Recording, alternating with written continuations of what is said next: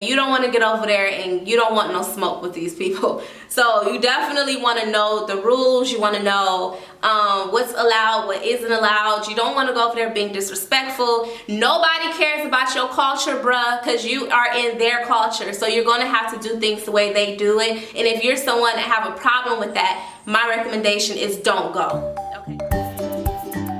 Hey YouTube, this is your girl Ambi from the channel Siempre Ambi TV. Bienvenido a mi canal. So I'll be talking to you guys today about how I got my 10-year multiple entry Chinese visa and how you can get yours too. I know some of you guys are probably thinking, Ambi, we don't want to go to China. I don't have no plans to go in China. Well, my dear, my friend, this video is not for you. This is for those of you all that have been hitting me up asking me to do a video on how to get a Chinese visa. How did I get approved for my visa? Also, this video is for my good friend here on YouTube. You guys know her by Chanel Adams. Go subscribe to her channel. She's doing big things. She's one of my best friends. Her, Nibby Speaks, you guys know. Everybody that you guys have seen on this channel, like, we friends, y'all. We tight. So, anyways, I told Chanel that I'll do this video as well for her because Chanel is coming to my wedding.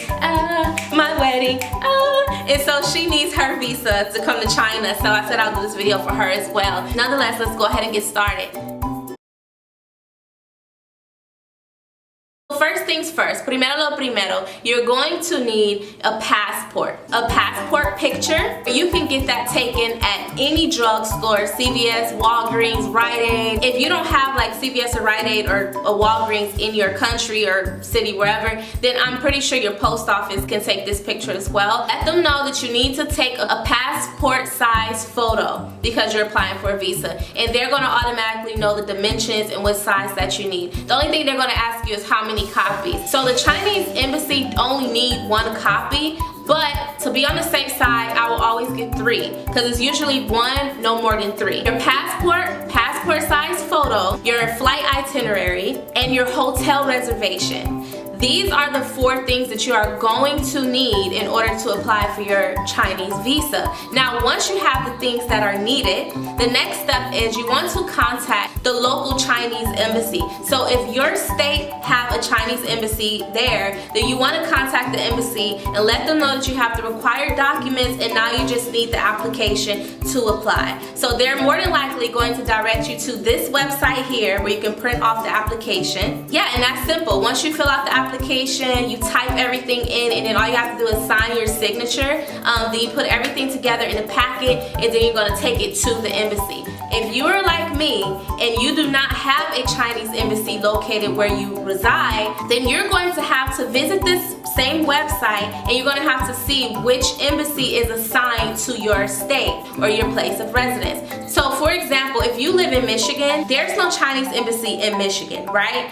So you're going to have to go to a specific Chinese embassy that's assigned to your state. If you reside in a state where there's no Chinese embassy, you cannot go to any embassy within the states and say, hey, I want to apply. It's not going to work like that. They're going to turn you around. For example, I couldn't go to the Chinese embassy located in New York because I'm not a resident of New York, or I don't reside in the states that are assigned to New York. So I had to apply for my visa through the Chinese embassy located in Houston, Texas, because this embassy located in Houston is the embassy that's assigned to residents living in Puerto Rico, and also a list of other states that they're assigned to. So you have to find out for sure which embassy is the one that you have to go to. And you can get that information from this website as well. Now, here's the thing. So when I saw that, oh my God, the embassy is all the way in Houston. I don't live in Houston. How am I gonna get this there? I contacted the embassy in Houston, Texas, and the Chinese embassy, they informed me that I could use a travel visa agency. It only cost $109 for their services.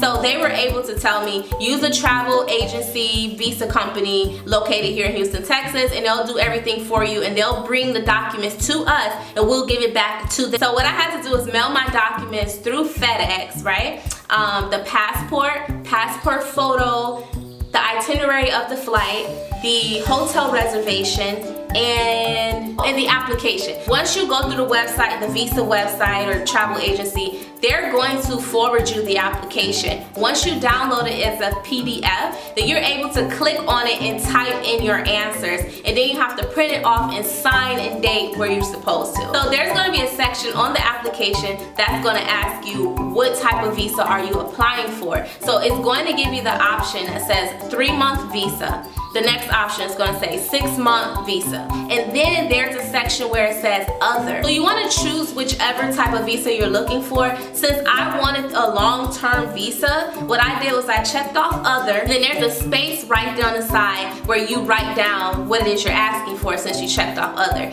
And I put specifically 10-year multiple entry. Now I only recommend that type of visa if you're someone that you're going to be going in and out of China. Let's say you're going to be touring there a lot, or you're going to be going to places that's near China. You have to connect in China a lot or whatever.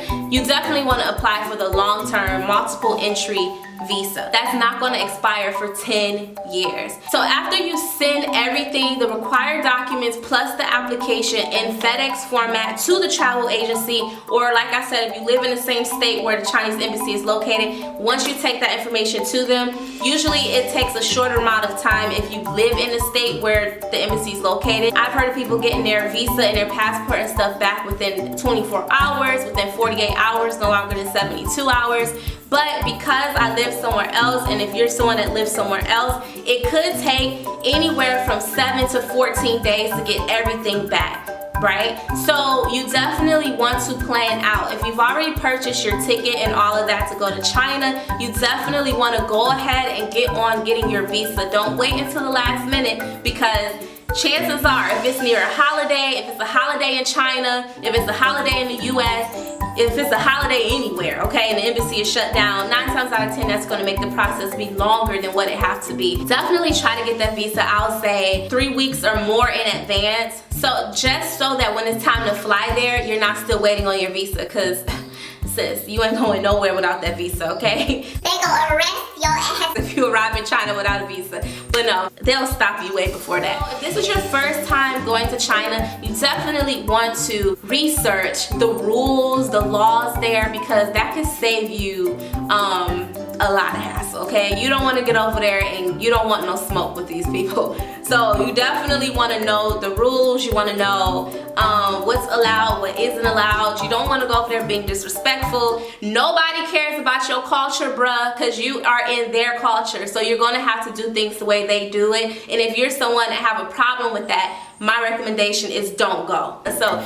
my suggestion is wherever you travel to in the world, you want to know, is this acceptable? Should I be covering up? Should I cover up tattoos? Is it safe for me to practice this religion? China is a communist country. They have their, they have their rules, and you have to respect that. So if this religion is not acceptable there, you might want to abide by all the rules and just be respectful and learn some Mandarin. That is like the main language in China, okay? Yes, people speak Cantonese, but overall, Mandarin is the most spoken. That's it, guys. That's all I have. If you've enjoyed this video, definitely like it. If you know anyone that's planning a trip to China, share this video, subscribe to my channel, and that is it. If you want to ask me, Ambie, where can I learn Mandarin phrases? Like, who gonna teach me Mandarin? I got you covered. Check out Coursera.com. This is where you can take different Mandarin courses. You even get a certificate at the end of your course.